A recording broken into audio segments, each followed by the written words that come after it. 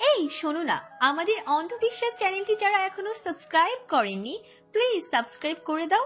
আর অল্প কিছু সাবস্ক্রাইবার হলে 1,00,000 পরিবার হবে। সবাই প্লিজ সাবস্ক্রাইব এবং বেশি বেশি শেয়ার করে দাও প্লিজ।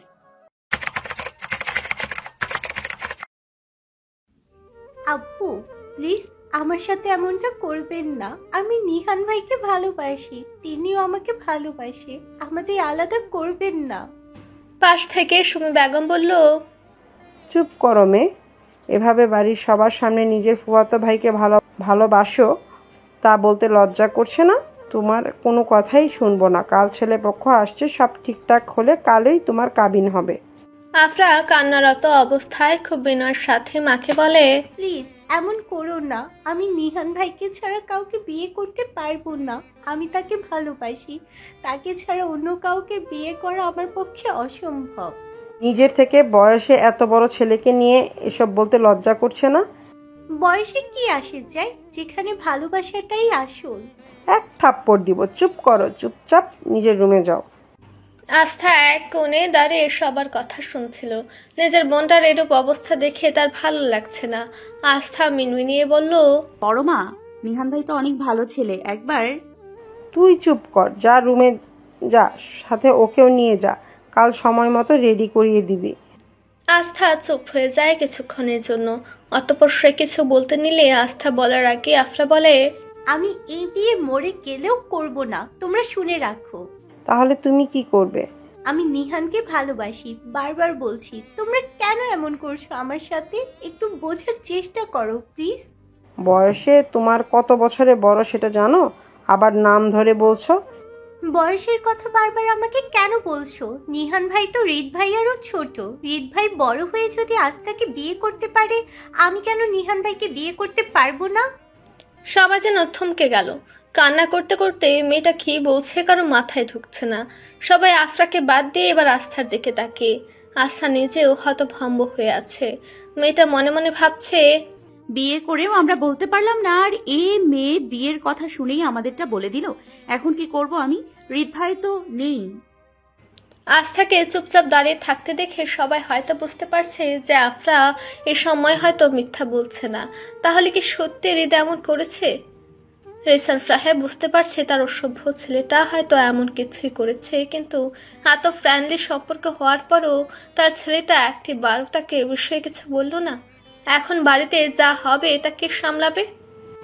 চারিপাশে নিস্তব্ধতা, সবকিছুতে যেন নীরবতা বিরাজ করছে। সবকিছু থমকে আছে। থমকে আছে চৌধুরী বাড়ির সবাই। সবার মাথায় যেন আকাশ ভেঙে পড়েছে। নাফিসা বেগম বড় বড় চোখ করে মেয়ের দিকে তাকিয়ে। তার চোখের কোণ বেয়ে পড়ছে পানি, সাথে আস্থারও অক্ষি যুগল দিয়ে পড়ছে বাড়িধারা। সবাই অধীর আগ্রহে অপেক্ষা করে আছে আস্থার মুখ থেকে সত্যিটা শোনার জন্য, কিন্তু আস্থা আকারের অপেক্ষারই অবসান করছে না। সে কি বলবে সেটা বুঝতে পারছে না। আস্থার মাথার সব চিন্তা চেতনারা যেন বরফ হয়ে আছে। এই কঠিন পদার্থ যেন গলবে না। গলবে বা কিভাবে? তার দিকে সবাই যেভাবে তাকিয়ে আছে, মুখ ফুটে কিছু বলতেই যদি সে হাতের স্বাদ পায়, তার মায়ের এই ভয়ে মেয়েটা এখনো চুপ। তবে নিজে বেশি কষ্ট পাচ্ছে। সবাই কেমন করে তাকিয়ে আছে। একদিকে নিজের ভালোবাসার মানুষটা, অপরদিকে পুরো পরিবার। ঠিক কি বলবে, কি করবে এটাই বুঝতে পারছে না। এই মুহূর্তে রিতকে খুব বেশি প্রয়োজন আস্থার। এই মুহূর্তে সে রিতকে ছাড়া কিছুই ভাবতে পারছে না। মনে মনে আস্থা বলছে, আপনি কোথায় রিত ভাই? আমার যে আপনাকে এখন বড্ড প্রয়োজন। আপনি তো বলেছিলেন সব সময় আমার পাশে থাকবেন। এখন যে আপনার সান্নিধ্যের খুব প্রয়োজন আমার। এতক্ষণে নীরবতা ভেঙে নাফিসা বেগম বেশ কর্কশ গলায় বলেন, কি হলো? কিছু বলছিস না কেন? আফরা যা বললো তা কি ঠিক? আস্থা তখনও চুপ, কিন্তু নাফিসা বেগমের চুপটা বেশিক্ষণ সহ্য করতে পারল না। সে তেতে উঠে বললেন, কি হলো? কথা বলস না কেন? মুখে কি হয়েছে তোমার? কথা বের হচ্ছে না কেন? আস্থা এবার সিদ্ধান্ত নিল সে আর চুপ করে থাকবে না। সে তো অন্যায় কিছু করেনি। সে ভালোবেসেছে, আর যাকে সে ভালোবেসেছে তাকে বিয়ে করেছে। এতে দোষের কিছু দেখছে না মেয়েটা। হ্যাঁ, হয়তো বিয়েটা এভাবে করা ভুল হয়েছে, কিন্তু তাদের সম্পর্কটা তো ভুল না। তাছাড়া একদিনই না একদিন তো সবাই জানতই। তবে আজ নয় কেন? হয়তো এভাবে জানানো হতো না। আর হৃদ হয়তো অন্যভাবে বিষয়টা সবার মাঝে উপস্থাপন করত, তখন হয়তো সবকিছু অন্যরকম হতো। তবে যেহেতু সে নেই আর বিষয়টা সবাই জেনে গেছে, তাহলে আর লুকানো বা মিথ্যা বলার মানে হয় না। তাই আস্থা নিজের মধ্যে সামান্য সাহস যোগে কোমল কণ্ঠস্বরে বলে, হুম। নাফিসা বেগম ধমক সুরে বলে, কি হুম? আফরা যা বলেছে তা সত্যি। আস্থার কথা শেষ হতে না হতেই আস্থা তার হাত দিয়ে ডান গালটা চেপে ধরল। কেননা তার কথা শেষ হতেই দ্রুত নাফিসা বেগম তার গালে সজোরে একটা থাপ্পড় বসিয়ে দেয়। আস্থা নিজের গাল ধরে কান্না করছে। সবাই যেন হতভম্ব হয়ে গেল। নাফিসা বেগম যে এমন একটা কাজ করবে এটা হয়তো কেউ ভাবতে পারেনি। কেউ কিছু বলবে তার আগে নাফিসা বেগম নিজে কান্না করতে করতে বললেন, লজ্জা করলো না নিজের ভাইকে বিয়ে করতে? উনি আমার নিজের ভাই না আম্মু, কাজিন বিয়ে করা যায়, তুমিও এটা জানো। চুপ, একদম চুপ। তুই কি আমাকে একটু শান্তি দিবি না? কত আশা ছিল তোকে নিয়ে, কত কি ভেবে রেখেছিলাম, আর তুই এটা কি করলি? আস্থা কান্নারত অবস্থায় বেশ আশ্বস্ত দিয়ে তার মাকে বলল, দেখো আম্মু, আমি পড়ালেখা করে তোমাদের সব ইচ্ছা পূরণ করব। রিহিত ভাই অনেক ভালো মানুষ, তিনি আমার পড়ালেখায় কখনো বাধা সৃষ্টি করবে না। আস্থার কথায় যেন আরো রেগে গেল নাফিসা বেগম। সে তো পড়াশোনা নিয়ে বলছে না, সে তো অন্য বিষয় নিয়ে কথা বলছে। নাফিসা বেগম যা ভেবে রেখেছিল তা সব কিছু মেয়েটা শেষ করে দিল। নাফিসা বেগম রাফসার সাহেবের দিকে তাকিয়ে বলল, তুমি কিছু বলবে না? তোমার মেয়ে এটা কি করেছে? একবারও কি ওই কাজটা করার আগে আমাদের কথা মনে পড়েনি? কিভাবে পারলো এটা করতে? রাফসান সাহেব কি বা বলবে? মেয়েটা এমন একটা কাজ করে ফেলেছে যে এখন কি বা করার বা বলার আছে। তার বউ হয়তো মেয়েটাকে নিয়ে একটা পরিকল্পনা করেছিল, হয়তো সেটা বাস্তবায়ন হয়নি, কিন্তু তার ভাইপো তো খারাপ না, যথেষ্ট ভালো ছেলে। যদি তার মেয়ে ভালোবেসে তার ভাইয়ের ছেলেকে বিয়ে করে তবে মন্দ কিসে? সে তো এতে কোনো মন্দ বিষয় দেখছে না, সে বরং মনে মনে কিছুটা খুশি হয়েছে। ভাইপো তার লাখে এক, তাছাড়া সব দিক দিয়ে তার মন মতো। তাই নিজের সহধর্মিনীকে কিছুটা বোঝাতেই বলল, দেখো নাফিস, তা যা হওয়ার হয়েছে, এখন চাইলে কি আমরা তা পরিবর্তন করতে পারবো? কি বলো চাচ্ছ তুমি? আমি আমার ভাইকে কথা দিয়েছিলাম তোমার জন্য। তারা কত বছর আমার সাথে যোগাযোগ রাখেনি। যখন একটা সুযোগ আসলো সেটা তোমার এই মেয়ে নষ্ট করে দিল। কথাটা বলে তিনি আবার আস্থাকে একটা থাপ্পড় দেয়। হাতে আস্থা কিছুটা ছিটকে পেছনে চলে যায়। আস্থাকে পড়ে যাওয়া থেকে হুট করে ধরে ফেলায় রিসান সাহেব। আস্থা তার দিকে তাকে মাথাটা নিচু করে ফেলে, তবে রিসান সাহেব আস্থাকে নিজের থেকে দূরে সরিয়ে দাঁড় করায় না। তিনি আস্থার ঘাড়ে নিজের একটি হাত দিয়ে তাকে ধরে রাখে। যেহেতু রিসান সাহেব আস্থার কাছে দাঁড়িয়ে আছে, তাই কারোরই সাহস নেই দ্বিতীয়বার আস্থাকে মারার। নাফিসা বেগম এবার আস্থাকে আর মারতে বা কিছু করতে পারছে না, তাই তার রাগ যেন আরো বেড়ে যাচ্ছে। সে এবার আর কিছু করতে না পেরে কেঁদে দিল। কান্না করতে করতে আস্থার দিকে তাকিয়ে বলল, তোর বাবার সাথে আমার বিয়ে কিভাবে হয়েছিল তা জানিস? এর জন্যই আমার একমাত্র গার্জিয়ান আমার ভাইয়ের সাথে সম্পর্কের মধ্যে অনেক ঝামেলা হয়েছিল। একটা সুযোগ ছিল সব আবার আগের মতো করার, কিন্তু তুই স্বার্থপরের মতো কাজ করলি। এবার নিজের পরিবারের কথা ভাবলি না? কথাটা বলে তিনি নিজের রুমে চলে যায়। নাফিসা বেগম যেতে রিসান সাহেব আস্থাকে নিজের সামনে দাঁড় করায়। নরম কণ্ঠে তিনি আস্থাকে জিজ্ঞেস করেন, তুমি কি স্বইচ্ছায় বিয়েটা করেছো? চুপ করে থাকলে ধরে নিব রিত তোমাকে জোর করেছে। তাই কথা বলো, সত্যিটা আমি জানতে চাই। জি। এই রিতকে ভালোবাসো? আস্থার হয়তো এমন প্রশ্নে কিছুটা লজ্জা লাগলো। সবার সামনে এভাবে কি বলা যায়? তাও ছেলের বাবার সামনে কি বলা যায় যে আমি আপনার ছেলেকে ভালোবাসি। আস্থার চুপ করা দেখে রিসান সাহেব সুমি বেগমের দিকে তাকায়। সুমি বেগম চোখ দিয়ে কিছুটা ইশারা করে রিসান সাহেবকে হয়তো কিছু বোঝায়। আস্থা মাথা নিচু রেখে বলে, হ্যাঁ। রিসান সাহেবের যেন কিছুটা ভালো লাগলো। সে জানে যে এই বিষয়ে দোষটা তার ছেলেরই। তিনি মেয়েটাকে নিজের চোখের সামনে বড় হতে দেখেছে। সে কি করতে পারে আর পারে না সেটাও সে ভালোই জানে। রিসান সাহেব কখনো রায়কা বা আফরার থেকে কোনো অংশে মেয়েটাকে কম দেখেনি। সে জানে আস্থার মত না থাকলে কখনো হৃদ তাকে দিয়ে কাবির নামায় সাইন করাতে পারতো না। তাছাড়া তার ছেলেটাকেও তো সে জানে কতটা ভালোবাসে এই মেয়েটাকে, তা তো আর অজানা নেই তার। তাই তার ছেলেও যে নিজের ভালোবাসার মানুষকে দিয়ে জোর করে কিছু করাবে না তাও সে ভালোই জানে। আস্থার হ্যাঁ বলায় রাফসান সাহেব মেয়ের কাছে এসে দাঁড়ায়। তিনি হয়তো কিছু বলতে চান তার মেয়েকে, কিন্তু বলার আগে রাফসান সাহেব বললেন, এখন সে আমার পুত্রবধূ, আশা করব তার সাথে সবাই সম্মানের সহিত কথা বলবে। ভাই, আমি তোমার সাথে আলাদা কথা বলতে চাই রাফসান, প্লিজ আমার সাথে এসো। রেসান সাহেবের কথায় রাফসান সাহেব তার সাথে যায়। রেসান সাহেব নিজের রুমে যায়, তার পিছু পিছু রাফসান সাহেবও যায়। রাফসান সাহেব রুমের মধ্যে গেলে রেসান সাহেব দরজাটা আটকে দেয়। নিজের রুমে বসে আছে নুহা। সে এখনো বুঝতে পারছে না বাসায় হচ্ছেটা কি। কখনো তো এমন হয়নি যে তার ভাই আর মা এমন চুপচাপ থাকবে, যে যার রুমে দরজা দিয়ে বসে থাকবে। নুহায় সবসময় হয়তো একটু নিজের রুমে থাকে, তাকে বরং তার মা ভাই ডেকে নিয়ে গল্প গুজব করতো। আর আজ দুজন দুরুমে বসে আছে। নুহার ভালো লাগছে না, তাকে কেউ কিচ্ছু বলছে না। তাই সে এখন আস্থা কেউ আফরা দুজনকেই ফোন দিচ্ছে, কিন্তু দুজনের কেউই ফোন ধরছে না। ওই বাড়িতে কিছু হয়েছে কি না তাও নুহা জানে না।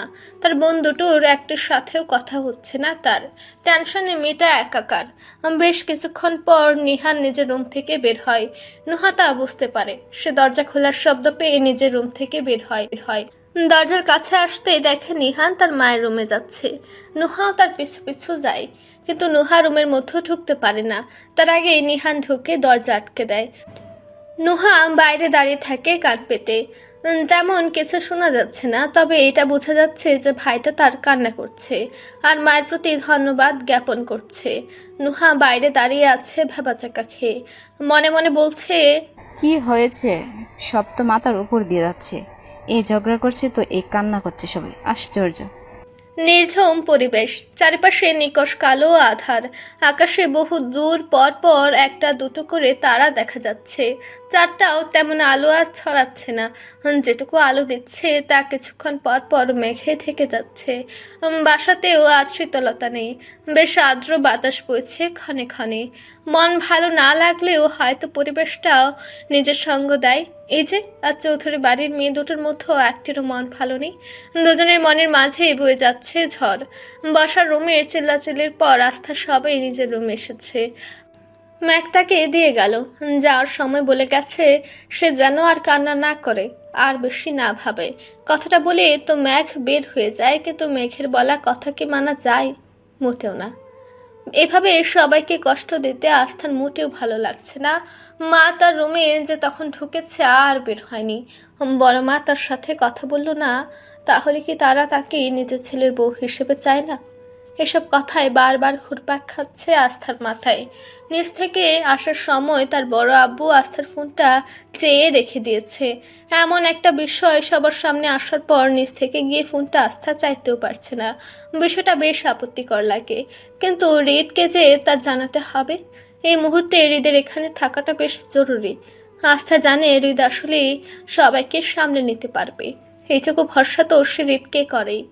আস্থা জানে তার মা বাবা যা বলার তাকে বলবে, কিন্তু হৃদকে কিছুই বলবে না। হৃদ সবাইকে তার থেকেও বেশি করে বোঝাতে পারবে। হুট করে আস্থার চোখ যায় সামনে থাকা আয়নাটার দিকে। কেঁদে কেঁদে চোখ মুখ কিছুটা ফুলে গেছে। নিজের নাক টেনে সামনে এগিয়ে আয়নাটার সামনে দাঁড়ালো। রুমের সে গার উন্নাটা সে তখনই ফেলে দিয়েছিল, তার শরীরের উন্না না থাকায় তার গলাটা উন্মুক্ত। তার ঘাড়ের এক সাইডে চোখ যায়। হৃদের যাওয়ার সময় উষ্ণ স্পর্শগুলোর চিহ্ন না থাকলেও তার মধ্যে ডুবে যাওয়ার সময় ছেলেটার হাতের নখেরা কিছু আঁচড় তার ঘাড়ে লাগে। ব্যথার্থক সে আঁচড়ের চিহ্ন এখনো আছে। নখের সে দাগগুলো কিছুটা কালো হয়েছে। সে স্থানে হালকা শক্ত আবরণের চিহ্নের সৃষ্টি আছে। হুট করে আস্থার সেদিকে হৃদের কর্মকাণ্ডের কথা মনে পড়ে গেল। যাওয়ার সময় কি পাগলামোটা না করেছে ছেলেটা, এটা ভাবতে এসে ফিক করে হেসে দিল। পরক্ষণে নিজের উপর রাগ হলো। এমন একটা পরিস্থিতিতে তার এসব কথা কিভাবে মনে পড়ে, তাও সে বেশ অনুভব করে মনে করছে মুহূর্তগুলো। বর্তমান পরিস্থিতির কথা মাথায় আসতে মেয়েটা আয়নার সামনে থেকে সরে যায়। গিয়ে বসে খাটের এক কোণে। কিন্তু তার এখন সব চিন্তা বাদ দিয়ে শুধু হৃদের কথাই ভাবতে ইচ্ছে করছে। মনে মনে বিড়বিড়ালো, সারাদিন যে কতবার কতভাবে আপনার কথা মনে পড়ে হৃদ ভাই, আপনি যদি তা জানতেন। আস্থার বিড়বিড় করে কথা বলা শেষ হতে না হতেই তার রুমে এসে আফরা দাঁড়ায়। আস্থা ঘাড় ঘুরিয়ে একবার আফরাকে দেখে, ঘাড় অন্যদিকে ঘুরে নেয়। এতে আফরা কিছুটা কষ্ট পায়, কিন্তু সে তো ইচ্ছে করেনি, আবেগের বশে কথাটা বের হয়ে গিয়েছিল। সে শুধু নিজের ভালোবাসাটাকে পূর্ণতা দিতে চেয়েছিল, তাই কথার প্রেক্ষিতে কথাটা সে বলে ফেলেছে। আফরা এগিয়ে যায় আস্থার কাছে, কাঁধে হাত দেয় বোনটার। কিন্তু আস্থার যেন এখন এসব ভালো লাগছে না। যদি আফরা বোকামি করে কথাটা না বলতো তাহলে তো এমন ঝামেলা হতো না, হৃদ থাকতে বললেও তো হতো। কিন্তু এখন তো সবটা তাকে একা দেখতে হচ্ছে, যা তার জন্য বেশ কষ্টকর হয়ে যাচ্ছে। একদিকে নিজের মা বাবাকে মানানো, অন্যদিকে বড় মা ও বড় আব্বু তাকে কি মেনে নিবে নাকি ছেলের বউ হিসেবে তারা অন্যরকম মেয়ে চায়, এসব ভাবছে মেয়েটা। এমনটা হলে আস্থা কি করবে? সে তো হৃদকে ছাড়তে পারবে না। সে যে বড্ড ভালোবাসে, বড্ড বেশি ভালোবেসে ফেলেছে হৃদকে। এত বছরের চাপা ভালোবাসা যে আবার অগ্নিকুণ্ডের ন্যায় জ্বলজ্বল করছে, এটা তো নেভানো তার পক্ষে সম্ভব নয়। এত টেনশন হচ্ছে আফরাটার জন্য, তাই কিছুটা অভিমান নিয়ে আস্থা নিজের ঘাট থেকে আফরার হাতটা সরিয়ে দেয়। সে অন্যদিকে তাকে একটু সরে বসে। আফরা কাদো কাদো মুখ করে আস্থার পাশেই বসে। পেছন থেকে বোনকে জড়িয়ে ধরে কান্না করতে করতে বলে, আমি কি ইচ্ছে করে করেছি নাকি? তখন তো আমার মাথা কাজ করছিল না। এর জন্য তুই আমাকে ফাঁসাবি? আফরা এবার কান্নাটা বন্ধ করার চেষ্টা করে বলল, একদিক দিয়ে তো তোর উপকারই করলাম। এত ভেজাল লাগিয়ে উপকার কই করলি? আফরা মিনমিনিয়ে বলে, আমি না বললে তো জীবনে কেউ জানতো না। এখন ভালো হলো না? ক্ষণিকের ভেজাল হলেও ধীরে ধীরে সব ঠিক হয়ে যাবে। আর তোরা তো বলতিও না, আমি বলাই এখন দেখবি সবাই ধীরে ধীরে মেনেই নেবে। শেষের কথাটা আস্থার বোধ হয় একটু ভালো লাগলো। সে ঘাড় ঘুরে আফরার দিকে তাকালো, কিছুটা উস্কো খুস্কো হয়ে ধীর কণ্ঠে বলল, সবাইকে সত্যি মেনে নেবে রে? অবশ্যই নেবে। বড় মা আর আব্বু কি? আম্মু তো তোকে অনেক ভালোবাসে, আর আব্বু তো তোকে সব সময় আমাদের মতোই দেখে, বরং আমার থেকেও তোকে বেশি ভালোবাসে। এটা আবার বেশি বললি। আরে না, তুই একদিন না খেলে আব্বু তোর রুমে যাই ডাকতে। আমাকে কখনো ডাকতে দেখেছিস? তাহলে মেনে নেবে, তাই না? আরে হ্যাঁ, তুই চিন্তা করিস না। এবার আস্থা আফরাকে নিজের থেকে ছাড়ে তার দিকে সম্পূর্ণভাবে ঘুরে বসলো, দুহাত ধরলো বোনের, অতপর নরম কণ্ঠে বলল, তোর ফোনটা দে না প্লিজ, হৃদ ভাইকে একটু ফোন করব। আমারটা আব্বু নিয়ে নিয়েছে, আমি তো তোর কাছে আসছি তোর ফোন নিয়ে নিহান ভাইকে ফোন করব বলে। এবার যে নন্দু বোনের কান্না চলে আসলো। কি হচ্ছে কিছুই কেউ বুঝতে পারছে না। হঠাৎ মোবাইল ফোন নিয়ে নেওয়ার মানেটা কি? তারা তো এখন চাইতেও পারবে না। আস্থা হুট করে আফরাকে বলল, মেঘা। থাম, আমি মেঘামাইয়ের রুম থেকে আসছি, চাচু রুমে আছে। আর আমরা দুজনের যে কোনো একজন গেলেই চাচু মেঘামাকে সন্দেহ করবে। আমি চাই না মেঘা মায়ের সমস্যা হোক। এমনিতেই চাচুটা এখন একটু নতুন ভাবে জীবনকে দেখছে, দরকার নেই তাদের মধ্যে সমস্যা তৈরি করার। দুবোন নিজেরাই কথা বলছিল। আফরা শুধু কান্না করে যাচ্ছে, কেননা আস্থার বিষয়টাতে আপাতত রিসার্চ সাহেব বলেছেন কিছু বলতে না। রিত যেহেতু বাড়িতে নেই, তাই এই বিষয়টা নিয়ে সে বাড়ি ফিরলেই না হয় কথা হবে। কিন্তু তারা আফরার বিষয়টা স্থগিত রাখেনি। আফরাকে কালকে দেখতে আসবে, তারা এই বিষয় নিয়ে বেশি কথা বলতে না করেছে। এদিকে নিহানকেও জানাতে পারছে না। বাড়িতে এতগুলো ফোন থাকা সত্ত্বেও সে কোনোভাবে ছেলেটার সাথে যোগাযোগ করতে পারছে না। নিজেকে বড্ড অসহায় লাগছে আফরার। তাকে সান্ত্বনা দেওয়ার মতো কোনো ভাষা নেই আস্থার কাছে। আজ রাতে দু বোন একসাথে ঘুমাবে বলে এই সিদ্ধান্ত নিল। তারা যাই করুক না কেন, দুজন দুজনকে অনেক ভালোবাসে, তাই একে অপরকে মনোবল দিচ্ছে। আস্থা খুব করে চাইছে হৃদ যেন কাল সকালেই আসে, সে যেন ঘুম থেকে উঠে হৃদের মুখখানি দেখতে পায়। কিন্তু আমরা সব সময় যা চাই তা কি আর পাই? হৃদের বাড়ি ফিরতে এখনো 2 দিন বাকি। এদিকে সন্ধ্যার পর থেকে নাফিসা বেগম কোনো কথাই বলছে না আস্থার সাথে। একা বসে থাকতে থাকতে আস্থার মাথায় হুট করে একটি প্রশ্ন হানা দিল। তার মা বারবার কি বলছিল যে একটা সুযোগ ছিল সবকিছু ঠিক করার, কিন্তু সেটা কি? তাকে তো কখনো কেউ কিছু বলেনি। কিছুটা নিজ থেকে আন্দাজ করলো আস্থা। সে ভাবলো যে যেহেতু তার মা ও বাবা পছন্দ করে বিয়ে করেছে, তাই তার মামা তার উপর নারাজ। তার মাকে কোনোভাবে তার মামাতো ভাইয়ের সাথে বিয়ে, কথাটা মস্তিষ্কে আসতে চিন্তা করা ছেড়ে দিল আস্থা। সে এসব কথা ভাবতে চায় না, কিন্তু সে যেটা ভাবছে তা সঠিক কিনা তা তাকে জানতে হবে। কিভাবে সে জানবে তা নিয়ে এখন সব চিন্তা মেয়েটার। রাত প্রায় অনেক। চৌধুরী বাড়িতে যে এক ঝড় গেল তা নিয়ে কারোরই ঠিক মতো আজ খাওয়া দাওয়া হয়নি। এক একজনকে এক একভাবে নিয়ে এসে কোনো রকম করে খাইয়েছে ম্যাক। ইতিমধ্যে সে নিজের ফোনটাও কাছে পায়নি। সবেই নিজের সব কাজ শেষ করে নিজের রুমে এসেছে ম্যাক। রুমের চারিপাশে চোখ বুলিয়ে দেখলো রুমে রিজওয়ান নেই। খাটের পাশে রাখা ছোট্ট টেবিলটাতে তার মোবাইল রাখা। আস্তে করে ফোনটা হাতে নিয়ে ম্যাক কিছু একটা করলো। হুট করে ম্যাককে পেছন থেকে জড়িয়ে ধরলো রিজওয়ান। ম্যাক কিছুটা থতমত খেলো। বেশ হাঁপাতে সুরে বলল, কি করছেন? কি হলো? তুমি এত হতভম্ব হলে কেন? না, এমনি। মেঘ, জি জি জি। তুমি কি আমার থেকে কিছু লুকাচ্ছ? কি যে বলেন না, কি লুকাবো? সেটাই, আমি চাই না কোনো কিছু লুকানো হোক। আমি এসব একদমই পছন্দ করি না। কথাটা বলে রিজওয়ান রুমের বাইরে গেল। ম্যাক কোথায় যাচ্ছে জানতে চাইলে বলে নিচ থেকে পানি আনতে যাচ্ছে। আফরা ও আস্থা দুজনে শুয়ে আছে, অথচ দুজনের কারোর চোখেই ঘুম নেই। দুজনের চোখের কোণ দিয়ে 1 ফোঁটা 2 ফোঁটা করে চোখের জল গড়িয়ে পড়ছে। দুজনেই কান্না করছে, দুজনের হৃদয়ের যাতনা, কিন্তু ভিন্ন ভিন্ন কারণে।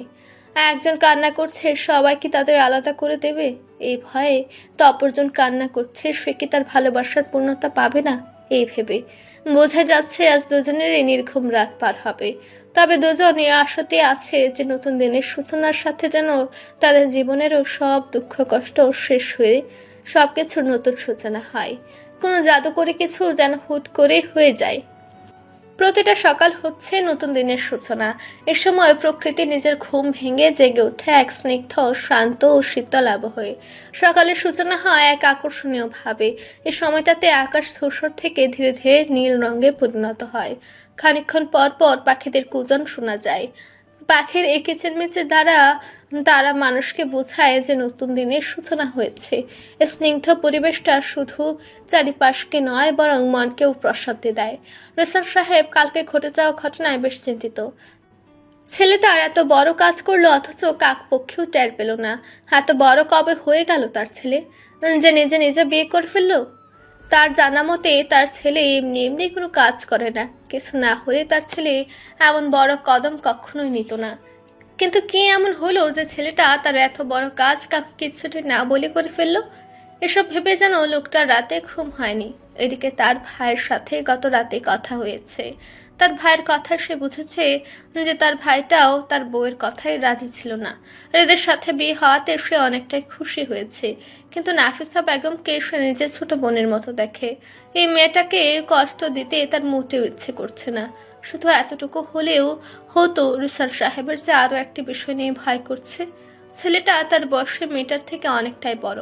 এখন আস্থার চোখে সবকিছু রঙিন লাগবে, কিন্তু যখন মেয়েটা ম্যাচিউর হবে, তখন যদি তার মনে হয় যে সে অল্প বয়সে ভুল করেছে, তখন তাছাড়া তার ছেলের সাথে আস্থার এজ গ্যাপটা তো শুধু এজ গ্যাপ না, এখানে তাদের মধ্যে দায়িত্বশীলতা, চিন্তা ভাবনা, বুদ্ধি, ম্যাচিউরিটি সবকিছুই আলাদা।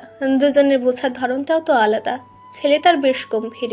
একটা সময় পর যদি দুজনের মনে হয় তারা আর একসাথে থাকতে পারবে না, তখন সে তার ভাই ও ভাইয়ের বউয়ের কাছে মুখ দেখাবে কিভাবে? এইসব ভাবনায় যেন রেসাল সাহেবকে শেষ করে দিচ্ছে। তিনি বেশ ভাবনাশীল মানুষ, যে কোনো কিছু ভেবে চিন্তে করে, কিন্তু আজ সে এমন একটা পর্যায়ে এসে দাঁড়িয়েছে যে সে কিছুই ভাবতে পারছে না। ঠিক কি করবে বুঝতে পারছে না। কোনটা ঠিক হবে কোনটা ভুল হবে এটা তার মস্তিষ্কে ধরা দিচ্ছে না। একবার সে ভাবছে ছেলেকে সঙ্গ দেবে। ছেলেটা তার সেই কবে থেকে মেয়েটাকে ভালোবাসে। ভালোবাসা কি অনুভূতি, কি হয় যখন তার ছেলেটা কৈশোরে পা দেয়, এসব বুঝতে শিখে, তখন থেকে মেয়েটাকে নিজের মন দিয়ে বসে আছে। কতটা ধৈর্যশীল হয়েছিল কতগুলো বছর। এই জন্য তো তার ছেলেটার পক্ষে থাকাটা জরুরি, নয়তো সব জানার পর তার বিরুদ্ধে গেলে ছেলেটার সাথে অন্যায় হয়। পরক্ষণে তার মনে হয় যদি কখনো বিয়েটা না টিকে তখন সে সবাইকে কি জবাব দিবে, সে কি করে তখন সবটা সামলাবে। এত বছরের যৌথ পরিবারটাকে সে ভেঙে দিতে পারবে? তখন কি ছেলের পক্ষে থাকায় নিজেকে অপরাধী মনে হবে? এসব ভাবনা যেন একসাথে ঘুরে রিসাল সাহেবকে অসুস্থ করে দিচ্ছে। মস্তিষ্ক তার উচ্চ গতিতে ঘুরছে, সবকিছু মিলে মিশে যেন জগা খিচুড়ি হয়ে যাচ্ছে। নিজেকে বড্ড ক্লান্ত লাগছে। সারা রাত দু চোখের পাতা এক করতে পারেনি তিনি, তাই চোখের পাতায় ঘুম কিছুটা ভর করেছে তার, কিন্তু সকাল যে হয়ে গেছে 5:40 বাজে। ইতিমধ্যে আজান দিয়ে দিয়েছে, বাইরে আলো দেখা যাচ্ছে, তাই এখন আর সে ঘুমাবে না। আস্তে করে নিজের রুম থেকে বের হতে নেয়।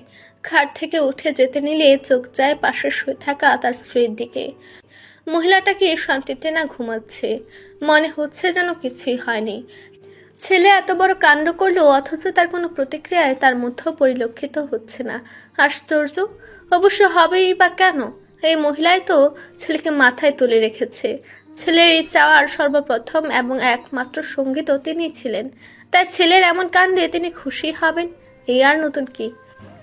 রিসাল সাহেব হাফ ছেড়ে বাইরে বের হলো। সদর দরজার সামনে এসে আবার ভেতরে গেল। রাতে ঘুম হয়নি দেখে মাথাটা বেশ ঝিমুচ্ছে, ভার ভার লাগছে। নিজে 1 কাপ চা বানিয়ে নিল। চায়ের কাপটা হাতে নিয়ে বাড়ির এক সাইডে থাকা তাদের ছোট্ট গার্ডেনে গেল। চা খাবে আর এই স্নিগ্ধ সকালটাকে সে উপভোগ করবে, পাশাপাশি কোনো একটা সিদ্ধান্ত নিবে। আর তাকে এই সিদ্ধান্ত সবাই ঘুম থেকে ওঠার আগেই নিতে হবে। সকাল প্রায় 6:30টার কাছাকাছি। গভীর ঘুমে মত্ত আস্থা ও আফরা দুজনে কিছুক্ষণ আগেই ঘুমিয়েছে। সারা রাত নিজেদের আগামী দিনের কথা নিয়েই ভেবেছে তারা। কি থেকে কি হয়ে গেল কিছুই বুঝতে পারছে না। আফরা এখনো বুঝতে পারছে না যে তাকে নিহানকে সেদিন রাতে কে দেখেছিল। কেউ না দেখতো তো তার মা বলতো না যে রায়কা তার মতো বাড়ির বাইরে গিয়ে কারোর সাথে দেখা করেনি? তাহলে দেখলোটা কে? আর দেখার পরও তখন তাকে না বলে গিয়ে তার বাবা মাকে কেন বলল? এসব ভাবনা ভাবতেই কখন ঘুমিয়ে গেছে তা সে জানে না। আস্থার ক্ষেত্রেও তাই হয়েছে। মেয়েটা মাকে কষ্ট পেতে দেখে নিজেও কষ্ট পাচ্ছে। এদিকে সে বেশ জোরে কয়েকটা থাপ্পড় খেয়েছে, ফলস্বরূপ তার জ্বরও চলে এসেছে। গাল দুটো ফুলে আছে, দুগালে নাফিসা বেগমের হাতের আঙ্গুলের ছাপ স্পষ্ট। তিনি রাগের মাথায় মেরেছেন, যার জন্য থাপ্পড়গুলো একটু জোরে লেগেছে। এছাড়াও মায়ের হাতে মায়ের খেয়ে আস্থা রুমে এসে রাতের বেলা বেশ কয়েকবার ঠান্ডা পানি দিয়ে মুখ ধুয়েছে। হাতে করে তার জামাতেও কিছুটা পানি লেগেছিল, কিন্তু মেয়েটা জামা পাল্টায়নি। এর জন্য জ্বরও আসতে পারে। জ্বরের জন্য মেয়েটার শরীর বেশ নরম হয়ে গেছে, কিছু লাগলেও সে ব্যথা পাচ্ছে। এই যে ঘুমের মধ্যে আফরার হাত তার গায়ে লাগতে এসে কেমন কুঁকিয়ে উঠল, এতেই বোঝা যাচ্ছে যে তার বেশ ভালোই জ্বর এসেছে। জ্বরের ঘরে মেয়েটা বারবার রেতকিয়ে দেখছে, হয়তো খুব করে হৃদের সঙ্গটা আসতে চাইছে। তার চোখের পাতায় শুধু তার মুখখানি ভাসছে। রিসাল সাহেব সবে সদর দরজাতে এই বাড়িতে ঢুকেছে, এসে দেখে রান্নাঘরে টুকটাঙ্গা আওয়াজ হচ্ছে। একটু এগিয়ে ঘাট ঘুরে তাকাতে দেখলো বাড়ির 3 বই রান্নাঘরে। নাফিসা বেগমকে দেখে হালকা হাসলো রিসাল সাহেব। কাল মেয়েটাকে ওনার ছেলে বিয়ে করলো না জানি, এটা জানার পরও কি সুন্দর সে ছেলের মায়ের সাথে হাসি মুখে কথা বলছে, একসাথে কাজ করছে। রোশন সাহেব চায়ের কাপটা রেখে নিজের রুমে যাওয়ার সময় দেখে সদর দরজা দিয়ে কেউ ঢুকছে। ভালো করে লক্ষ্য করতে দেখলো হৃদ এসেছে। ছেলেকে দেখে যেন সে অবাক। এই সময় এখানে কি করছে তা সে বুঝতে পারছে না। হৃদের তো আরো 2 দিন পরে আসার কথা, তাহলে এখন কিভাবে আসলো? রোশন সাহেব চেয়েছিল যে আফরার বিষয়টা তিনি শেষ করে হৃদের ঝামেলাটা মেটাবে, কিন্তু ছেলে তো তার এখনই হাজির। যদিও আফরার বিষয়টাতে তিনি খুশি, এটাও জানে যে সম্পূর্ণ বিষয়টা জানার পর আফরা খুশি হবে, কিন্তু এই খুশির মাঝে হুট করেই হৃদের বিষয়টা আসাতে সব এলোমেলো হয়ে গেল। তারপরও তিনি জানেন যে বাড়ির কেউই তার উপর কথা বলবেন না। আফরাটা শেষ না হওয়া পর্যন্ত কেউই হৃদ ও আস্থাকে নিয়ে কিছু বলবে না। রিসাল সাহেব ছেলেকে দেখে তার দিকে এগিয়ে যায়, বেশ গম্ভীর ও কিছুটা রাগে ভাব নিয়ে বলে, আজ তো তোমার আসার কথা ছিল না, এখানে কি করছো? চিন্তা করবেন না, আপনার সব কাজ শেষ করেই এসেছি। এত তাড়াহুড়োর কি ছিল? সেটা আপনি খুব ভালো করেই জানেন। রিসান সাহেব কিছুটা ধমকে সুরে বলে। রিত, রিসান সাহেবের চিল্লানোতে রান্নাঘরের সবাই সেখানে চলে আসে। আর আফসান ও রিজওয়ান দুজনে নিজেদের রুম থেকে সেখানে এসে দাঁড়ায়। রিতা দরজা থেকে হেঁটে এসে ভেতরে প্রবেশ করলো, বাপ ছেলে মুখোমুখি দাঁড়িয়ে। রিসান সাহেব কিছু বলার আগে রিত বলে উঠল, আস্থা কোথায়? সেটা নিশ্চয়ই তোমার জানার বিষয় না। অবশ্যই আমার জানার বিষয়। রিত, প্লিজ আব্বু, সব কিছু জটিল করো না, একটু নরম হয়ে ভেবে দেখো, সব কিছুই নর্মাল। এমন তো নয় যে কাজিন বিয়ে তোমরা এর আগে কখনো দেখনি। তুমি কি নিজেই ভুলটা এখনো বোঝোনি? বাড়িতে না বলে এভাবে লুকিয়ে বিয়ে করাটা কি অন্যায় নয়? আমি মানছি এভাবে বিয়ে করাটা ঠিক হয়নি, কিন্তু তুমি কিসের কিন্তু বলতে আসছো? তোমার কি মনে হয় যে কোনো কিছুতেই এই অন্যায়টাকে ধামাচাপা দেয়া যাবে? আশ্চর্য, ধামাচাপা দিব কেন? বিয়ে করেছি আমি, এমন কিছু করিনি যেটা বলা যাবে না। ধামাচাপা দিতে হবে এমন কিছুই করিনি আমি। তুমি কি বলতে চাচ্ছ? সবকিছু স্বাভাবিকভাবে মেনে নিতে। তুমি কি জোর করেছো? মোটেও না। তুমি কি জানতে না তোমার চাচি কি চায়? আমি তো তোমাকে আগেই বলে দিয়েছিলাম। তুমি ভাইকে কি বলেছিলে? রিত বেশ জোর দিয়ে বলল, আস্থা শুধু আমার বউ হবে, শুধুই আমার। আমি ব্যতীত ও অন্য কারো হতে পারবে না। সকালে ঠান্ডা পরিবেশটাতে ঘুম ভালো হয়। সারা রাত না ঘুমানোর জন্য সকালের ঘুমটা যেন আরো বেশি বেশি গভীর হয়েছে আফরা ও আস্থার। দুবোনেই গভীর ঘুমের মধ্যে আছে। আস্থার জ্বর থাকার জন্য মেয়েটা যাচ্ছে তাই অবস্থা, তাছাড়া কান্না করার জন্য চোখ মুখ ফুলে আছে। আস্থার কান্না করার অবশ্য অনেকগুলো কারণও আছে। নাফিসা বেগম এখনো তেমন ভাবে কিচ্ছুটি বলল না। তার মা তাকে কখনো মানেনি, অথচ এভাবে দুটো থাপ্পড় দিল নির্দ্বিধায়। এছাড়া তার ভয়ও করছে, রেদ আসলে না জানি বাড়িতে কি ঝড় হয়। তার পরিবারের সবাই যে তখন ছেলেটাকে বকবে সেটা তো আস্থা জানে, কিন্তু সে তো চায় না তার হৃদ ভাইকে কেউ বকুক। গভীর ঘুমের মধ্যে থাকার পরও বাইরে থেকে আসা চিল্লাচিল্লির শব্দে ঘুম ভেঙে যায় আফরার। মেয়েটা শোয়া থেকে উঠে বসে আস্থাকে হাত দিয়ে ধাক্কা দিতে দেখে মেয়েটার শরীরে ভীষণ জ্বর। আফরা ধীরে ধীরে আস্থাকে ডাকে। মেয়েটা কিছুটা সময় নিয়ে উঠে বসলো। বসতে বাইরে থেকে আসা শব্দে দুবোন দুজনের দিকে তাকালো। বেশ জোরে জোরে কথা বলার শব্দে দুজনে ছুটে নিচে গেল। সিঁড়ির সামনে এসে দেখলো নিচে হৃদ ও তার বাবা কথা বলছে। দুজনে নিচে গেল। আস্থা হৃদকে দেখে খুশি হলো। দুজনের নয়নের মিলন ঘটলো। দুজনেই যেন স্বস্তি পেল না। আস্থা ধীর পায়ে হৃদের দিকে এগোতে গেলেই নাফিসা বেগম আস্থার দিকে ক্রুদ্ধ দৃষ্টিতে তাকায়। এতে মেয়েটা থেমে যায়। নাফিসা বেগম হৃদের দিকে তখন তাকিয়ে বলে, কাল আমরা যা শুনলাম তা কি? আপনি ঠিক কি শুনেছেন চাচি? তুমি কি আস্থাকে সত্যি বিয়ে করেছো? জি। লজ্জা করছে না তোমার এই কাজটা করতে? আবার বুক ফুলিয়ে স্বীকার করছো? চাচি, আমি বিয়ে করেছি, কোনো হারাম কাজ তো করিনি, তাহলে লজ্জা কেন করবে? আমি চাচ্ছি তুমি ওকে ডিভোর্স দাও। প্রশ্নই আসে না। রিত, চাচি প্লিজ, তাছাড়া ডিভোর্সের কথা কেন আসছে? আমি ওকে আবার আমার ভাইয়ের ছেলের সাথে বিয়ে দিতে চাই। আমি চাই আমার ভাইয়ের সম্পর্কটা আবার আগের মতো হোক। তাছাড়া তোমাদের এটাকে বিয়ে বলে না, বাচ্চাদের মতো কাগজে দুজন গিয়ে সাইন করেছো, এটা কখনোই বিয়ে হয় না। নাফিসা বেগমের কথা শুনে হৃদের মাথায় যেন রক্ত চড়ে বসলো। তার কথা শেষ হতে না হতে হৃদের চোখ দুটো বড় হলো, চোয়াল শক্ত হলো। আস্থার দিকে তাকিয়ে এক পা এগোতে আস্থা কিছুটা ভরকে গেল। ছেলেটা হঠাৎ তার দিকে এগোচ্ছে কেন? রিসান সাহেব আস্থার সামনে দাঁড়ায়। আস্থাকে সম্পূর্ণ সে আড়াল করে ফেলে। রিসান সাহেবের বাঁ হাতের দিক দিয়ে আস্থার মাথা বের করে হৃদকে দেখে। রিসান সাহেব হৃদের দিকে তাকাতে হৃদ বলে ওঠে, আগের ভুল করব না, এখন আর বোকা নই, নিজের রাগের উপর কন্ট্রোল করতে শিখে গেছি। হৃদের কথায় সবাই প্রশ্নসূচক দৃষ্টিতে তাকায় তার ও তার বাবার দিকে। হৃদ তখন রিসান সাহেবকে বলে, কতদিন সবাইকে না বলে থাকবে?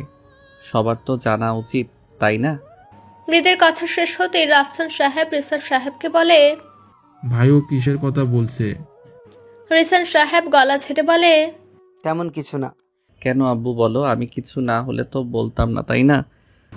রাফসান সাহেব এবার ভাইয়ের সামনে এসে দাঁড়ায়, বেশ জানার আগ্রহ নিয়ে বলে, প্লিজ ভাই, এখন আর কিছু লুকিও না, সবার সবটা জানা উচিত। ভাইয়ের আগ্রহ দেখে সে যে হৃদকে মেনে নিতে চাচ্ছে তা বুঝতে পারল রিসান সাহেব। রিসান সাহেব এবার আস্থাকে নিজের সামনে আনে, অতঃপর বলতে থাকে, হৃদ দেশের বাইরে পড়তে যেতে চায়নি, তবে আমরা বলায় ও একবার না করে তো আর একবার হ্যাঁ বলে। আমি ভেবেছিলাম যে সব রেডি করি, যদি ভিসা হয়ে যায় চলে যাবে, আর না হলে যাবে না, কিন্তু হৃদ বারবারই বলেছে সে যাবে না। পাশ থেকে রাফসান সাহেব বলে, এটা তো সবাই জানে যে ও প্রথমে যেতে চায়নি, পরে হুট করেই চলে যায়।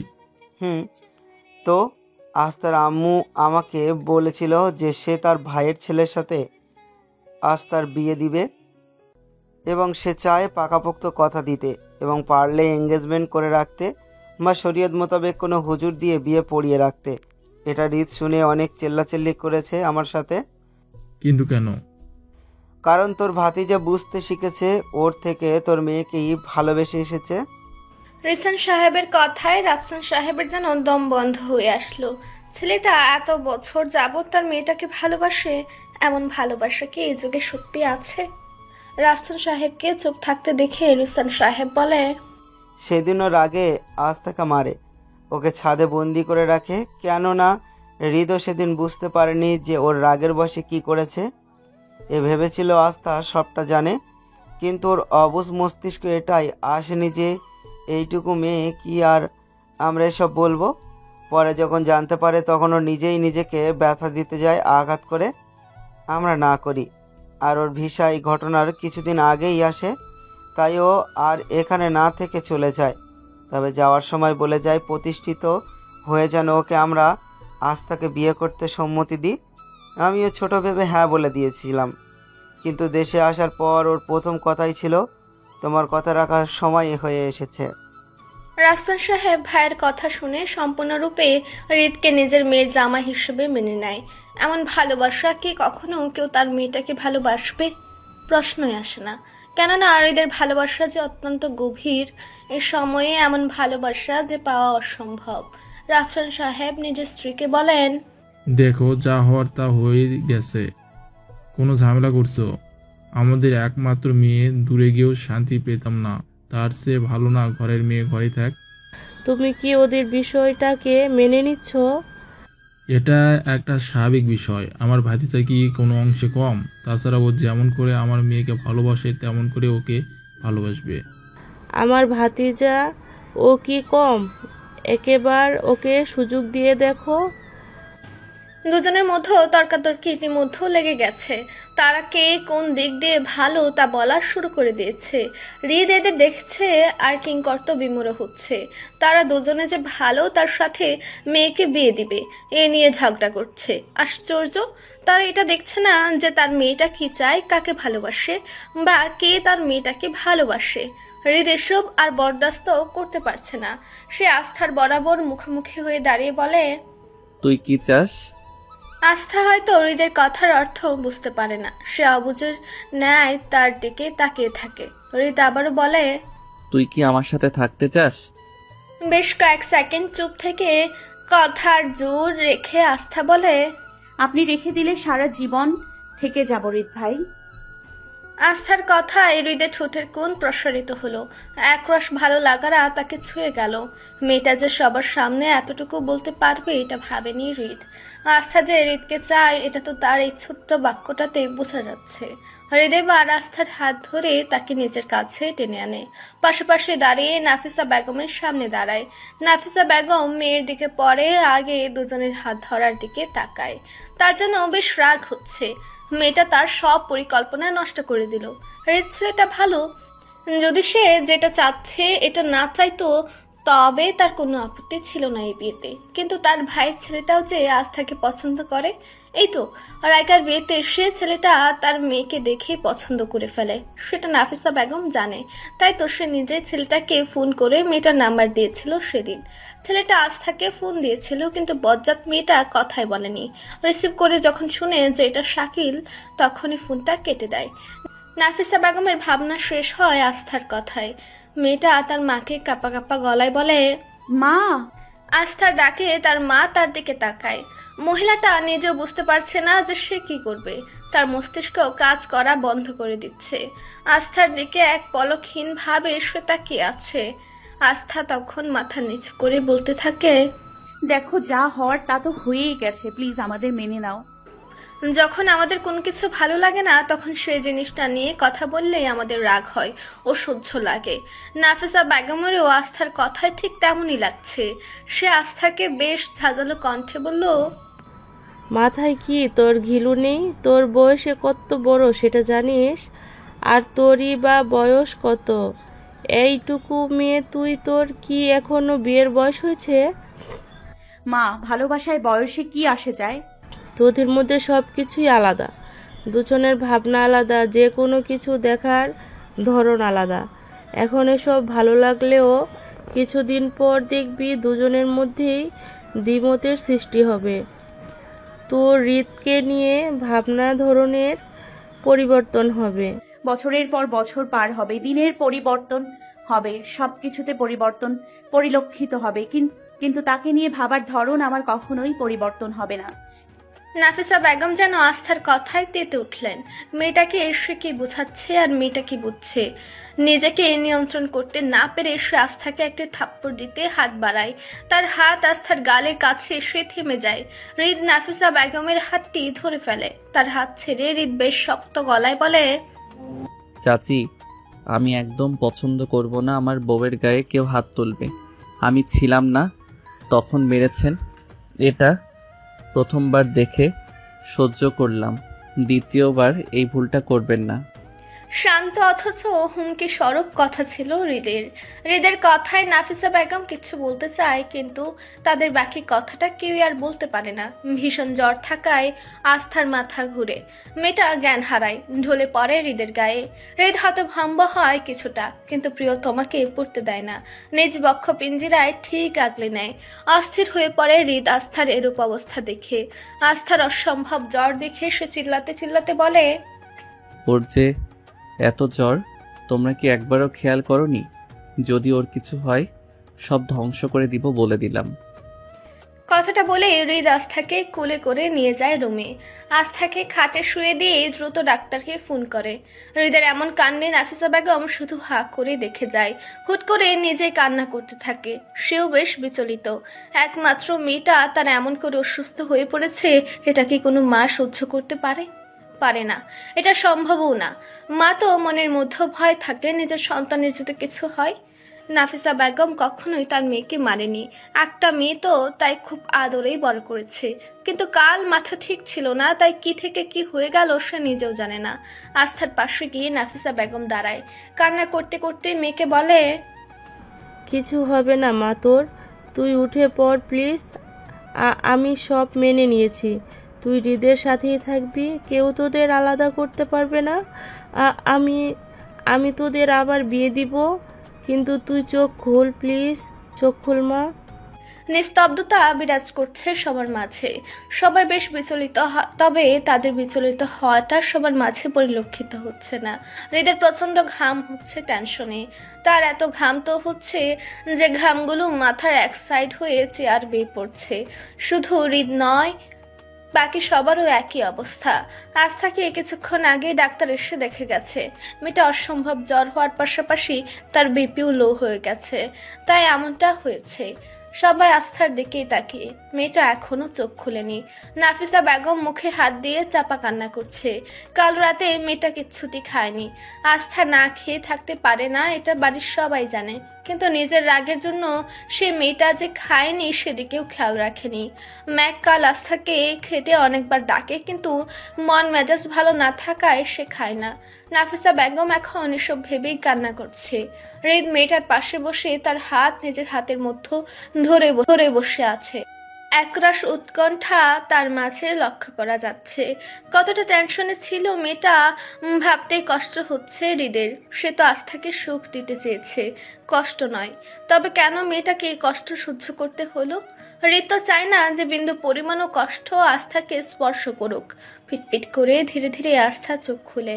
এটা দেখতে কিছুটা প্রশান্তি পায় হৃদ। আস্থা উঠে বসতে চায়, তাই হৃদ আস্থাকে ধরে খাটে হেলান দিয়ে বসায়।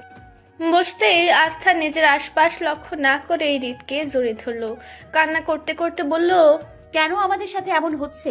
আমরা কি এক হতে পারবো না? আমি আপনাকে ছাড়া বাঁচতে পারবো না হৃদ ভাই। হৃদ আস্থার মাথায় হাত বুলাতে বুলাতে বলে, তুই আগে শান্ত হ, একটু শান্ত হ প্লিজ। আমাদের কি ভালোবাসা উপন্যাসের সূচনার আগেই সমাপ্তি ঘটে যাবে? কিচ্ছু হবে না, আমি থাকতে। আমি আছি না।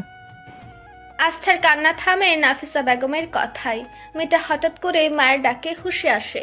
হৃদের গলা থেকে নিজের 2 হাত সরিয়ে নেয়। এখন বেশ লজ্জা লাগছে। সবাই কেমন করে তাকিয়ে আছে তাদের দিকে। হৃদকে ছেড়ে আস্থা মাথা নিচু করে আছে। এখন তাকাতেও পারছে না। মনে মনে নিজেই নিজেকে বকছে, আবেগের বশে কি করে ফেলেছে। সবাই যে আছে সেদিকে কি একটু খেয়াল করা যেত না? এসবই ভাবছে মেয়েটা। তখনই নাফিসা বেগম বলে, আমি আর কিচ্ছুটি বলবো না।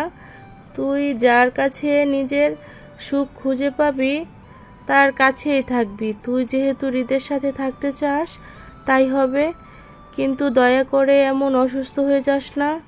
তোর কিছু হলে আমার আর তোর বাবার কি হবে? তুই ছাড়া কি আছে আমাদের?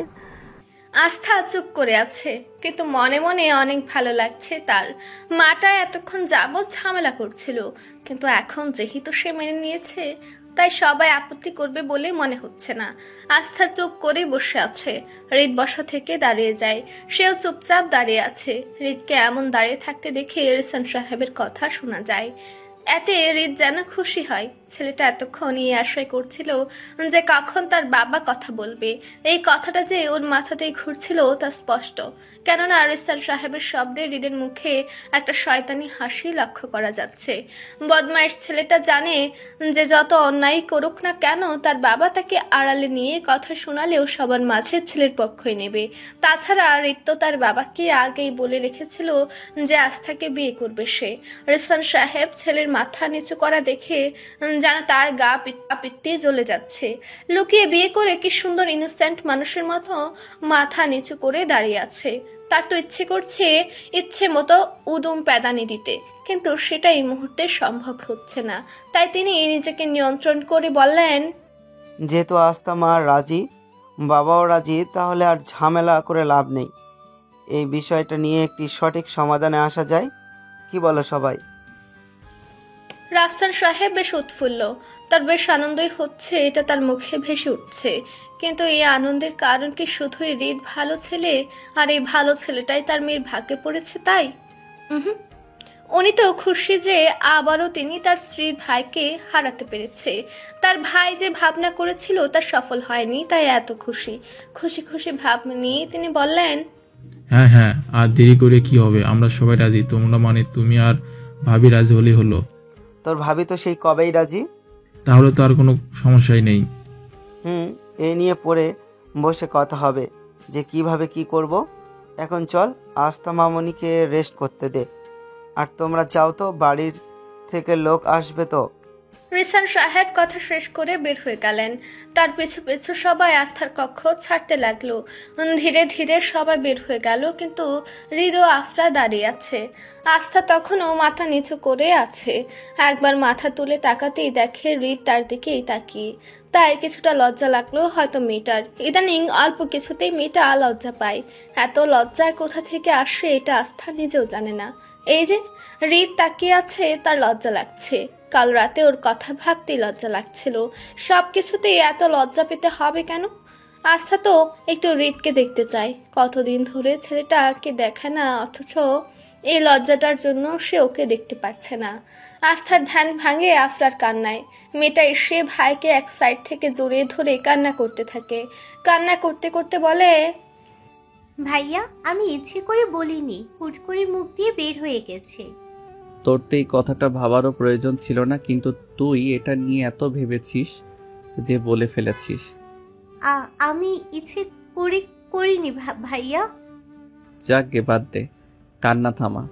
কান্না থামাতে বললাম না তোকে? আমি সত্যি ইচ্ছে করে করিনি। আমি বুঝতে পেরেছি, বাদ দে। কোনো না কোনো সময় তো বলতামই, তাই না? তাছাড়া আমি ভেবেই রেখেছিলাম যে এবার বাড়িতে আসলে সবাইকে বিষয়টা জানাবো। হয়তো কিছুদিন আগে জেনেছে সবাই, এই আর কি। ভাইয়া বল। আমি বিয়েটা করব না। কিসের বিয়ে? তুমি জানো না? কই না তো। আব্বু জানি না কার সাথে আমার বিয়ে দিতে চাচ্ছে, বলেছে যদি তারা পছন্দ করে তবে আজই কাবিন করে রাখবে। কি বলছিস? আব্বুর কি মাথায় সমস্যা আছে নাকি? এত জলদি কিসের বিয়ে? তুই যা, আমি আসছি। আব্বুর সাথে কথা বলতে হবে। ভাইয়া প্লিজ দেখো যেন বিয়েটা না হয়, আমি কিন্তু নিহান ভাই ছাড়া। কথাটুকু বলে মেয়েটা চুপ হয়ে যায়। ভাইটাকে তো সে পুরো কথা বলতে পারে না। বড় ভাই এভাবে তো বলাও যায় না। হৃদ ভ্রু উঁচু করে তাকিয়ে আছে আফরার দিকে। আফরা এবার মাথা নিচু করে চাপা গলায় বলল, আমি যাচ্ছি নিজের রুমে, তুমি প্লিজ আব্বুর সাথে কথা বলো। কথাটা বলে আফরা চলে যায়। আফরা যেতে হৃদ ঘাড় ঘুরে আস্থার দিকে তাকায়। এতক্ষণ যাবৎ সে ভাই বোনের কথা শুনছিল তাদের দিকে তাকিয়ে। আর হৃদের তাকাতেই আস্থা মাথা নিচু করে। এতে হৃদ কিছুটা মুচকি হেসে আস্থার পাশে বসে। নিজের হাতের 2 আঙ্গুল দিয়ে আস্থার থুতনিতে ধরে মাথাটা উঁচু করায়। অতঃপর ফিসফিস করে বলে, এত অপেক্ষার পর আপেক্ষিক মানুষটাকে কাছে পাবার পরও কি একটু দেখবি না? আস্থা কিছু বলে না, তার লজ্জা করছে। এটা বুঝতে পেরে হৃদ বলে, তোর এই লজ্জা মাখা মুখ দেখার পর নিজেকে কন্ট্রোল করা খুব কঠিন হয়ে দাঁড়ায় আমার পক্ষে। হুট করে বাড়িতে রান্নার ধুম পড়ে গেছে। রান্নাঘরে চলছে অনেক রান্না বান্না, সবাই সবাইকে সাহায্য করছে। হুট করে এমন করে বাড়ির পরিবেশটা বদলে যাবে কেউ ভাবেনি। এই তো কিছুক্ষণ আগেও তো বাড়ির পরিবেশটা ছিল সম্পূর্ণ ভিন্ন। এখন সবাই নিজেদের মতো ব্যস্ত হয়ে পড়েছে। কাউকে দেখে বোঝা যাচ্ছে না যে কিছুক্ষণ আগেও এই বাড়িতে এত বড় এক ঝড় বয়ে গেছে। নাফিসা বেগমকে একটু অন্যমনস্ক দেখালেও সুমি বেগম ও ম্যাঘ বেশ সচল হয়ে কাজ করছে। নাফিসা বেগম চুলায় বসা তরকারিটা নাড়াতে নাড়াতে কিছু একটা ভাবছে। তার সবার খুশি দেখে ভালো লাগলেও নিজের জন্য ভালো লাগছে না। একটা উপায় ছিল আবার আগের মতো ভাইয়ের সাথে সম্পর্ক করার, কিন্তু সেটা এখন সম্ভব নয়। সবার মুখের দিকে তাকিয়ে আর নিজের মেয়ের কথা ভেবে মহিলাটা নিজের ইচ্ছের উপর মাটি চাপা দিয়েছে। তখন তো তিনি এতগুলো কথা বলল, অথচ কেউ তার পক্ষ নিয়ে কথা বলেনি, কেউ একটা একটু শব্দ করলো না। এতে তো বোঝা যায় যে তারা তার বিরুদ্ধে, অর্থাৎ সবাই ওদের বিয়েটাকে স্বাভাবিকভাবে দেখছে, তাই তিনিও না করলো না। নাফিসা বেগমের মেনে নেওয়ার একটি কারণও আছে। তার মেয়ে তো বিয়ে লুকিয়ে করেছে, কিন্তু তিনি তো পালিয়েছিল। যদি এক কথায় 2 কথায় তখন কেউ এটা বলতো, তাহলে তো তার মুখ থাকতো না সবার মাঝে। তাই তো নিজের ইচ্ছা না থাকা সত্ত্বেও মেনে নিতে হয়েছে। তবে মুখে যত তিনি বলুক না কেন যে তিনি বিয়েটা মেনে নিয়েছে, কিন্তু মন থেকে তিনি এখনো মেনে নিতে পারেনি। সুমি বেগমকে আজ একটু বেশি খুশি লাগছে। তার ছেলেটা সেই কিশোর বয়স থেকে যা চেয়ে এসেছে তা এখন পেয়েছে, খুশি তো হবেই। ছেলেটা এত ধৈর্যের ফল এত সহজেই পেল, খুশি তো লাগাটা স্বাভাবিক। সুমি বেগমের মনে বেশ আনন্দ। এই যে সে ভেবেছিল রিসান সাহেব সবচেয়ে বেশি ঝামেলা করবে, কিন্তু তিনি ছেলের সাইড হয়ে কথা বলেছে, এটা তো কল্পনাও করেনি কেউ। রিসান সাহেবের মেনে নেওয়া হচ্ছে চমৎকার একটি বিষয়। নাফিসা বেগম তো অবাক। সে প্রথম যখন হৃদ তার মনের কথাটা বলে তখন থেকে এই লোকটা ছেলেটাকে বুকে এসেছে, কিন্তু আজ যখন সবচেয়ে গুরুত্বপূর্ণ সময় ছিল তখন তিনি ছেলের হাত ছেড়ে দেননি, শক্ত করে ছেলের হাত ধরেছিল, তার পাশে থেকেছে। তার কথায় পরিষ্কার বোঝা গেছে যে সে তার ছেলের পক্ষে আছে। রান্না করতে করতে ম্যাঘ দেখে তার 2 জায় নিজেদের ভাবনায় মত্ত, তাই ম্যাঘ তাদের ডেকে বলে, তোমরা দুজন এত কি ভাবছো? সুমি বেগম নিজের ভাবনা থেকে বের হয়ে বলে, তেমন কিছুই না। তুমি তো এখন আমাকে বেশি আদর করবে না। কেন রে, কি হলো আবার? আমার যে তোকে আদর করব না? তোমরা দুজন তো এখন বেআইন হয়ে গেছো। মেঘের কথায় সুমি বেগম হেসে দেয়।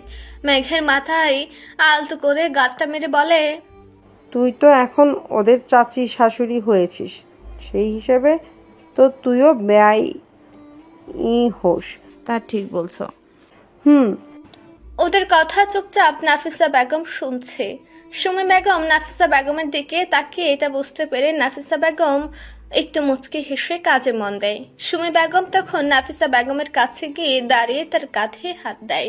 এতে নাফিসা বেগম তার দিকে তাকায়। সুমি বেগম বেশ মলিন কণ্ঠে তাকে বলে, এত কি ভাবছিস তুই? যা হওয়ার তা হয়ে গেছে, ভেবে তো সময় নষ্ট। তার থেকে ভালো নয় কি সব মেনে হাসি খুশি সুখী থাক? আমার ভাই ছাড়া কেউই ছিল না। ভাই আমাকে বড় করেছে, আমি তাকে কষ্ট দিয়েছিলাম। ভেবেছিলাম যে কোনোভাবে যদি ভাইকে দেওয়া কষ্টটা প্রায়শ্চিত্ত করা যেত। তুই তো ভালোবেসে সব ছেড়েছিস, তুই তোর ভালোবাসার মানুষটাকে পেয়েছিস। তুই কি চাস তোর মেয়ে তার ভালোবাসার মানুষকে না পাক, সেও তোর মতো নিজের পরিবার হারাক? চাচ্ছি না বলেই তো মেনে নিচ্ছি সব। আমার ছেলেটা কিন্তু খারাপ না, সুখী হবে আস্থা ওর কাছে। তুমি ভুল বুঝছো, হৃদ ভালো ছেলে, আমি এটা মানি। আমি এও জানি যে হৃদের মতো ছেলেকে নিজের মেয়ের জন্য অনেক মায়েরাই চাইবে, কিন্তু আমি যে এক দোটানায় আছি। আমি তো মেয়েকে দিয়ে নিজের করা কাজটা সংশোধন করাতে চাইছিলি। আমি ভুলটা তো ইচ্ছে করে করিনি। বারবার ভুল কেন বলছিস? তোর কি এখন এই সময়ে এসে মনে হয় যে তুই ভুল করেছিলি? ভাইয়ের কথা শুনলে বেশি সুখী হতি। রাফসান ভাই কি তোকে সুখী করতে পারেনি? সুমি বেগমের কথায় কিছুটা থতমত খেলো নাফিসা বেগম। সত্যি তো, তিনি তো এইভাবে ভেবে দেখেননি কখনো বিষয়টা। বারবার ভুল কেন বলছে? স্বামী তো তাকে অনেক সুখী রেখেছে, কোনো কমতি তো তিনি দেননি। নাফিসা বেগম এক গভীর ভাবনার দিকে ধাবিত হতে থাকে। তখনই সুমি বেগম তাকে বলে, একটু ভেবে দেখ, আজ আস্থাকে আর হৃদকে যদি আমরা আলাদা করে দেই, কেউই কি সুখে হতে পারবে? একটা সময় যদি মেয়ে আঙ্গুল তুলে বলে, মা আমি যদি নিজের সিদ্ধান্ত নিতাম তাহলে সুখী হতাম, তখন কেমন লাগবে? কথাটা বলে সুমি বেগম ম্যাককে রান্নাঘরে থাকতে বলে তিনি নিজের রুমে যান। রিসান সাহেবের সাথে তারও কিছু কথা আছে। নিজের রুমে বসে বসে কান্না করছে আফরা। মেয়েটার কিছুই ভালো লাগছে না। ভাইয়ের তো সবকিছুই ঠিক হয়ে গেল। ভেবেছিল কাল বৈশাখী ঝড় হবে, কিন্তু এত হালকা ছোটখাটো নিম্নচাপ হয়ে গেল। কান্না করতেও এখন আফরার বিরক্ত লাগছে। এত কান্না করাও যায় না। এখন প্রচন্ড মাথা ব্যথা করছে। ভাই আশায় বাড়ির পরিস্থিতিটা কিছুটা স্বাভাবিক হয়েছে। সুযোগ বুঝে আফরা নাফিসা বেগমের ফোনটা নিয়ে নিয়েছে। এত ভালোর মাঝে কি করে মাথা ঠিক থাকে? কেউ কি খেয়াল করে যে ফোনটা কই? এই সুযোগটা কাজে লাগিয়ে আফরা ফোন নিয়ে এসেছে, কিন্তু কাজের কাজ কিচ্ছুটি হচ্ছে না। নুহার ফোন বন্ধ আর নিহানের ফোনে রিং হচ্ছে, তবে সে তুলছে না। মনে মনে সহস্র গালি দিয়ে দিয়েছে ইতিমধ্যে আফরা নিহানকে। নুহাকে বকেছে কেন তার আজ ফোন বন্ধ করতে হবে। আফরা তার ফুপুকে ফোন করতে পারছে না। ফোন করে বলবেই বা কি? কিছুই তো মাথায় আসছে না। তাই নিজের ভাগ্যকেই এখন বকাঝকা করছে। মনে মনে তাদের যে বাইরে দেখেছিল তাকেও বকছে। কি দরকার ছিল দেখার পর তার বাবা মাকে বলতে? তুই দেখেছিস, দেখ ভাই, কিন্তু বলতে হবে কেন? কিন্তু লোকটা এখনো বের করতে পারলো না। আফরা জানে একটা দুর্ঘটনার পর ঠিক সে জানতে পারবে এই বদমাইশি কাজটা কে করেছে। এখন সে যাচ্ছে চাচির ফোনটা রেখে আসতে। তার কাছে ফোন দেখলে আবারও এক ঝড় চলে আসবে। নুহা নিজের রুমে শুয়ে আছে। চোখে তার শসা, মুখে ফেস প্যাক দিয়ে বসে আছে। ফেস প্যাক ত্বক পরিষ্কার ও রিফ্রেশ করে, পুষ্টি প্রদান করে। নিয়মিত ব্যবহারের ফলে ব্ল্যাক হেড ও ভাইটালগুলি হ্রাস করতে সাহায্য করে। এছাড়াও ত্বকের টোন টেক্সচার উন্নত করে। শেষের কারণটাই হচ্ছে মূলত এসব লাগানোর মূল কারণ। নুহার সুন্দরী মেয়েদের নিজেদের সৌন্দর্যে মন ভরে না, তাদের আরো সুন্দর হতে ইচ্ছে করে। এই যে নুহা মেয়েটাকে সুন্দরী বলাই যায়, কিন্তু তবু সে রূপচর্চা করছে যেন নিজেকে আজ আরো বেশি সুন্দর লাগে। সবাই যেন তাকে দেখে মুগ্ধ নয়নে তাকিয়ে থাকে। নুহা সফট মিউজিক চালিয়ে শুয়েছিল। হুট করে তাদের দরজায় কেউ করাঘাত করে। একগুচ্ছ বিরক্তি নিয়ে চোখের শশাটা সাইডে বাতিতে রেখে দরজা খুলতে নিহান জোরে এক চিৎকার করে ওঠে। নিহানের চিৎকারে নুহা কিছুটা ভয় পায়। সে নিজেও চিৎকার দেয়। রুমের দরজাটাও চিৎকার দিতে দিতে বন্ধ করে দেয়। ওদের চিৎকারে ওদের মা রাবেয়া বেগম সেখানে এসে রাগী কণ্ঠে বলে, কি শুরু করেছিস তোরা দুজন? আম্মু, তোমার মেয়ে পেতনি সেজে বসে আছে। উফ, তুই যেটা বুঝিস না তা নিয়ে কথা বলিস না তো। আর তুই দরজা বন্ধ করেছিস কেন? নুহান দরজা খুলে এসে মায়ের পাশে দাঁড়ায়। মুখ কাচু মাচু করে বলে, তোমার ছেলে যে চিৎকার দিয়েছে, আমি তো ভয় পেয়ে গেছিলাম। এমন করে কেউ বলো? নিহান আফরার মাথায় কাটটা মেরে বলে, এমন পেতনি সেজে বসে থাকলে মানুষ চিৎকার করবেই। আমি এমন ভয় পেয়েছি যে মনে হলো আজই শেষ দিন। আরে এসব কি বলছিস? বাজে কথা একদম বলবি না। আচ্ছা সরি আম্মু। তখনই নিহানের পকেটে থাকা ফোনটা আবারও বেজে উঠল। নিহান তা দেখে ফোনটা সাইলেন্ট করে রেখে দিল। রাবেয়া বেগম কিছুটা মুচকে হাসি দিল এতে। নিহান হয়তো একটু লজ্জা পেল, নিজের মাথার পেছনে হাত দিল। রাবেয়া বেগম ছেলের কান ধরে হাসি মুখে বলল, নিয়মিত ভালোবাসার গল্প শুনতে এবং পড়তে আমাদের অন্ধবিশ্বাস চ্যানেলটি সাবস্ক্রাইব করে পাশে থাকা বেল আইকনটি ক্লিক করুন। ধন্যবাদ সবাইকে।